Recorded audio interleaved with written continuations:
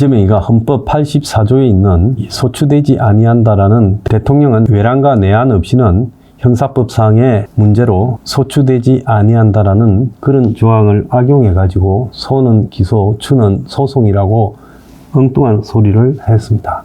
그래서 자기 재판은 대통령이 되면 중단될 것이다 라고 정말로 뻔뻔스러운 이야기를 했는데, 이재명이는 대선 전에 대법원 선고가 불가능할 것이라고 믿는 구석이 있다고 합니다. 가장 좋은 것은 대선 전에, 그러니까 내일이 대선 날이라도 오늘 이재명에 대해서 대법원 선고가 확정되어 버리면 유죄로 이재명은 대선 출마 자격이 날아가게 되겠죠.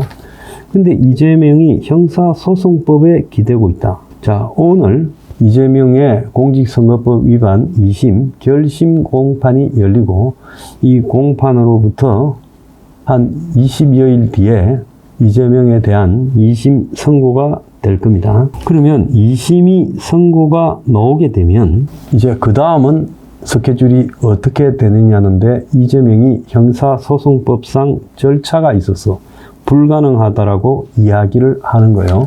그럼 형사소송법 절차가 2심에서 대법원까지 어떻게 되어 있길래 그러는가라는 부분에서 피고인이 항소심 선고일로부터 7일 이내에 상고해야 된다. 그러면 고등법원은 상고장을 받은 날부터 14일 이내 소송 기록과 증거물을 대법원에 송부해야 된다. 자, 그러면 대법원은 피고인에게 소송 기록 접수 통지서를 송달하고 이를 수령한 피고인이 20일 이내 상고 이유서를 내면 상고심이 본격적으로 제기가 된다. 그러니까 이재명이가 받고 일주일 안에 지금 상고를 하겠다고 하고, 고등법원은 상고장을 14일 안에 대법원에 보내고, 대법원은 이제 이걸 받고 난 뒤에 상고를 하게 됐다라는 소송 기록을 보내고, 이재명이 이를 수령하고 20일 이내에 이제 상고 이유서를 직접 대법원에 내야 된다라는데, 이 절차만 한 달 이상이 걸린다는 거예요. 문제는 이재명이가 지금 이 사건 2심 재판이 시작되는 데에서도 폐문부재, 즉 진문 걸어 잠그고 송달을 받지 않는다. 이걸로 지연시킬 수 있다는 겁니다.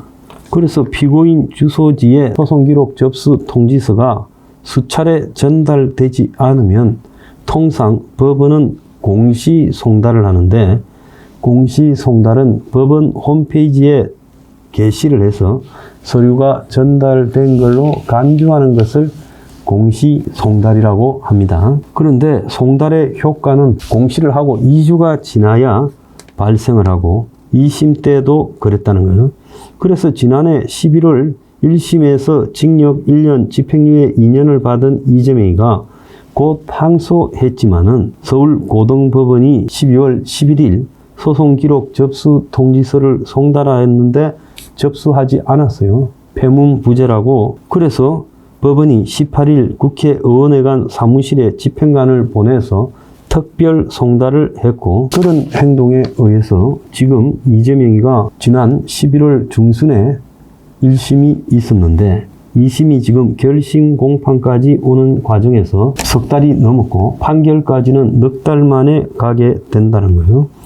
그래서 법원 관계자는 피고인의 전략에 따라 상고심 개시가 2개월까지 늦춰질 수 있다는 거예요. 그래서 지금 한번 보세요. 윤통 탄핵 결과가 3월 10일쯤 나온다면 5월 10일쯤 대통령 선거가 진행되는데, 5월 조기 대선 전에 대법원이 지금 판결을 못 내릴 것이다. 즉 2달을 끌 수 있으니까. 자, 3월 20한 2, 3일쯤 법원이 때리겠지요. 자, 그러면 거기서부터 2달이면 적어도 아무리 빨라도 5월 말이 돼야 결과가 나올 거다.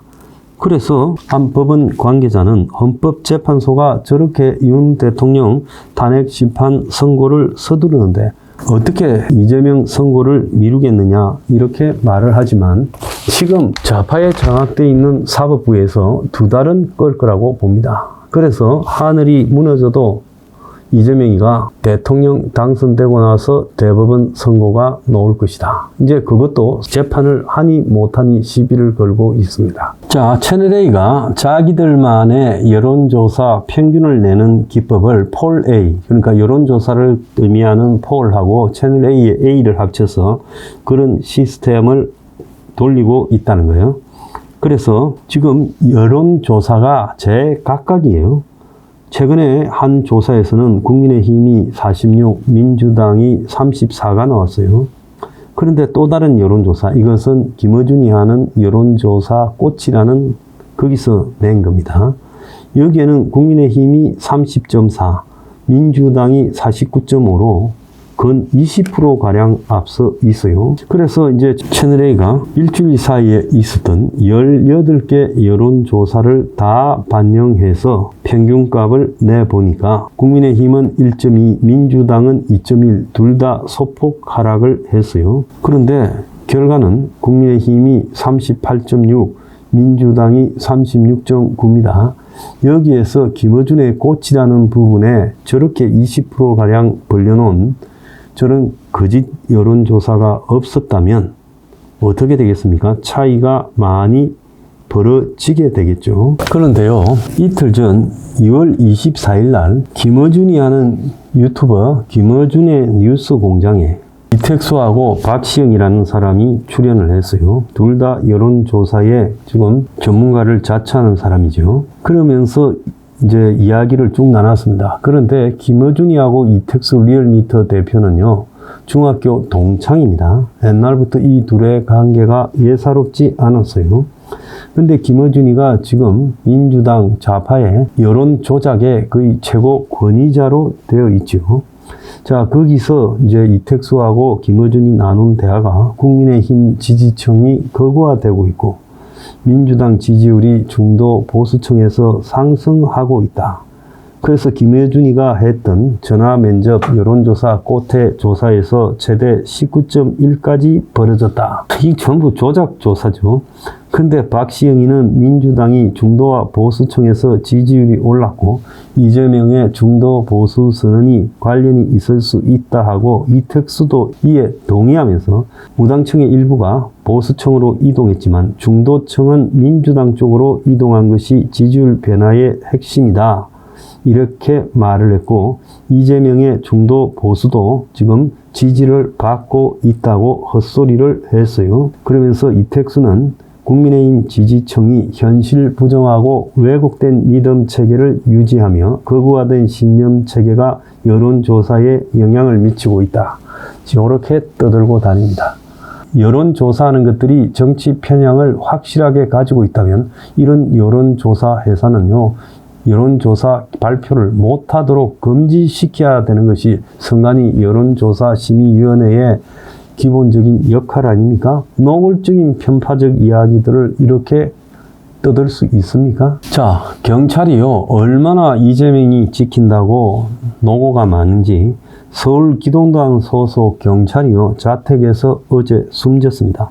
21시간 연속해서 일해서 과로사로 추정된다는데요. 자, 밤샘 근무를 했던 기동대 소속 경찰입니다.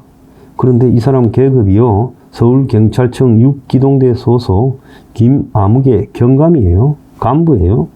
21일 오전 새벽 2시 40분에 자, 지난 금요일 새벽에 자택에서 숨진 채 발견됐는데 사망에 이르기 전 19일 오전에서 20일 아침까지 21시간 여의도 거점 근무를 한 뒤 집에 돌아왔고 이날뿐 아니라 당직 근무일 날은 20시간 이상 일하고 일반 근무일 때도 10시간 이상 일하면서 과로사 했다는 거예요. 심혈관계에 이상이 있어가지고요. 그래서 제가 경찰이 지금 너무 무리한 짓거리를 하고 있다고 지적하지 않았습니까? 자, 또 경찰과 재밌는 이야기가 있어요. 자, 서부지법 사태가 나던 날 밤에 저거가 말하는 폭력 사태 전후에 경찰 무전이요, 우왕좌왕해서 서로가 연락도 안 되고 기동대가 빠진 다음에 분위기가 심상찮았는데 미온적 대응을 했고 현장 지휘관이 수차례 무전 답이 없어 질책을 당했다는 거예요. 그래 당시에 보면 서울경찰청 지휘만 무전 녹취록에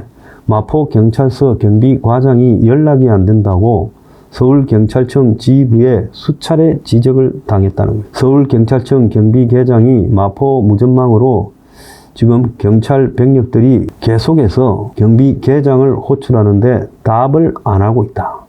그래서 서울경찰청 지상황센터로 지금 마포서가 연락 두절이다. 그래서 찾으면 대답을 하라 이렇게 했어요. 자, 그래가지고 대답이 제대로 되지 않는 상황에서 지금 시대가 후문을 넘어갔는데 경찰 지휘부는 후문 쪽에 경찰 병력을 증가해서 수비를 잘하라. 후문으로 이동하는 시위자가 있다는 정보가 들어왔다 했지만은 후문은 속수무책으로 제대로 대처되지 않은 채 뚫렸어요. 그래서 서울청에 공공안전차장까지 무전을 잡고 빨리 들어가라 했는데 마포서 경비과장이 4시쯤 두 차례 답이 늦어 지휘 무전 잘 들어라. 부르면 대답을 해야지 짜증 섞인 질타를 당했다는 거예요. 지금 그러면서 마포 경비과장 그냥 보고만 있을 거예요. 집회 참가자들이 후문에서 바리케이트를 쌓고 있는데 그런 상황은 하나도 보고하지 않느냐 이렇게 했다는 거예요. 그래서 현장 지휘관이 보호장구를 하게 해야 되는데 기동단 단장이 하겠다. 그러니까 경찰이 당일날 그야말로 우왕좌왕하면서 무전도 받지 않고 어디 짱박혀 있었는지. 그래서 마포 서부지법 사태가 일어난 거예요. 우리가 내용을 정확하게 알아야 됩니다.